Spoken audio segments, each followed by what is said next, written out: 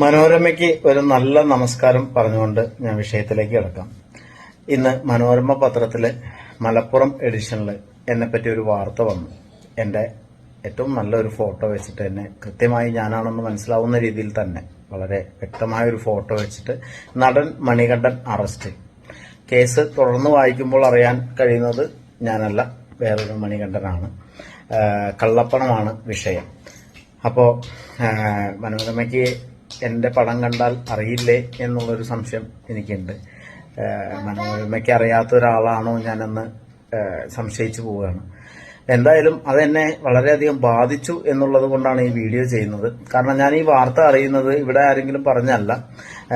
അടുത്ത മാസമൊക്കെ ആയിട്ട് ഞാൻ ചെയ്യേണ്ട ഒരു സിനിമ, ഒരു തമിഴ് സിനിമയുടെ പ്രൊഡക്ഷൻ കൺട്രോളർ എന്നെ വിളിച്ചു. അദ്ദേഹത്തിന്റെ നമ്പർ ഞാൻ സേവ് ചെയ്തിട്ടുണ്ട്, എന്റെ നമ്പർ അദ്ദേഹം സേവ് ചെയ്തിട്ടുണ്ട്. ഞങ്ങൾ നിരന്തരം സംസാരിക്കാറുള്ളതാണ്. ഇപ്പോൾ കുറച്ചായിട്ട് ഒരു 1-2 ആഴ്ചയായിട്ട് വിളിച്ചിട്ടില്ല.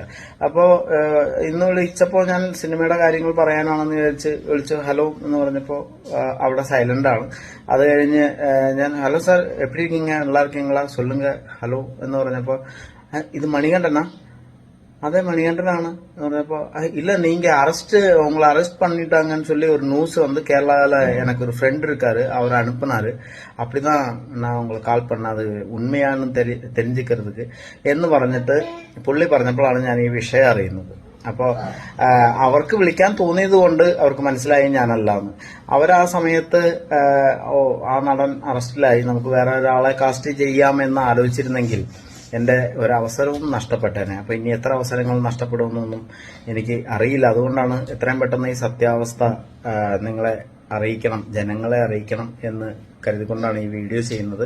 എന്തായാലും ഇത് നിയമപരമായി തന്നെ മുന്നോട്ട് പോകും. കാരണം എന്റെ ജീവിതത്തിൽ ഈ കഴിഞ്ഞ ഇത്രയും കാലമായിട്ട് ഞാൻ ഒരു ചീത്തപ്പേരും ഉണ്ടാക്കിയിട്ടില്ല.